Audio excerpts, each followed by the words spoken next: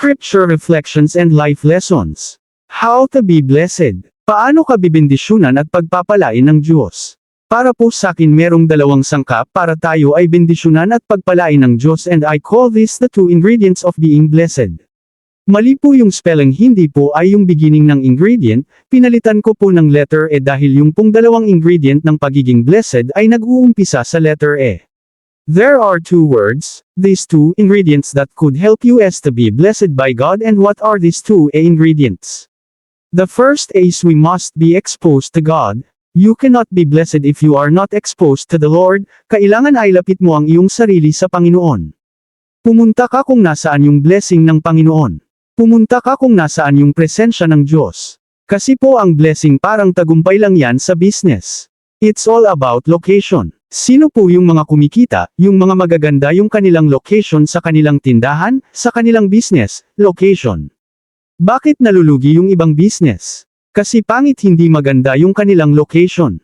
Hindi nga pinupuntahan ng mga tao, pero kung ito ay talagang very busy street, makikita mo marami ang papasok dun sa tindahan. Ganyan din sa blessing ng ating buhay, kung hindi ka malapit dun sa pinagmumula ng blessing, hindi ka makakakuha ng blessing. Pag ako po ay pauwi minsan, dumadaan ako sa fast food, at ako po ay magdada-drive-thru. Bilib po ako dito sa isang bata nagpapalimos at nagtitinda ng sampagita. Ang ganda po ng kanyang location, doon sa mismong counter kung saan ka magbabayad.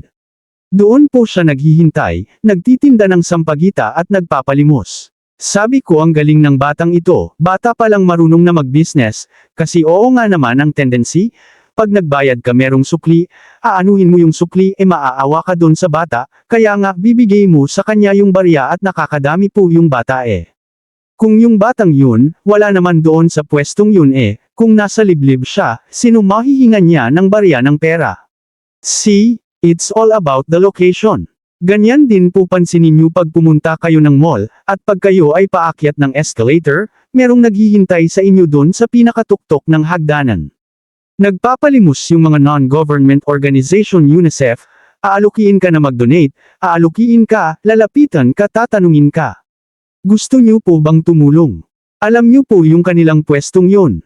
Napakaganda, pinag-aralan nila yun kasi ang tendency po natin, pag ikaw ay paakyat ano yung feeling mo ang gone, kaya nga, they take advantage of that feeling na ikaw ay parang umakyat sa langit, magaan ang iyong nararamdaman, agad sasalubungin ka, gusto mo bang tumulong?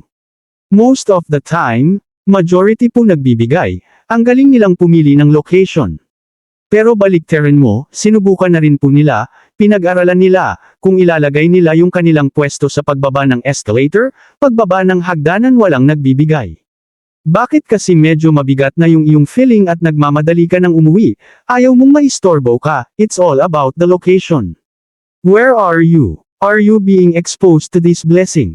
Napansin niyo po sa ating ebanghelyo, nung narinig daw nila na parating si Jesus, abay inexpose nila. Nilantad nila yung kanilang mga may sakit kung saan papunta yung ating Panginoon. Kung saan siya dadaan, at dahil dun gumaling itong mga may sakit.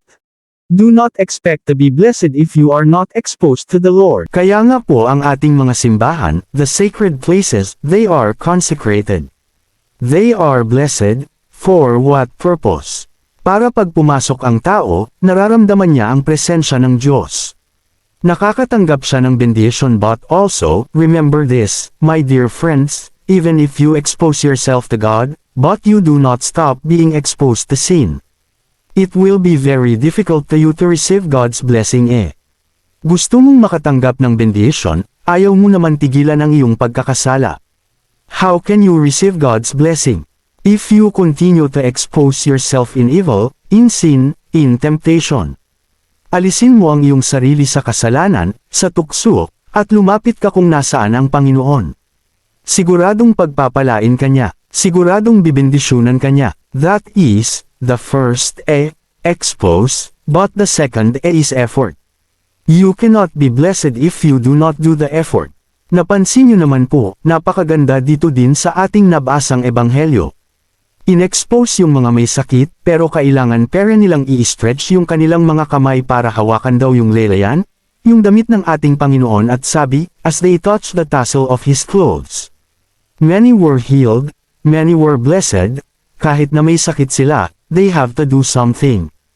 Hindi pwede ang tamad para ikaw ay mabendisyon, kailangan mong magsipag kahit paano, and it only needs a little effort.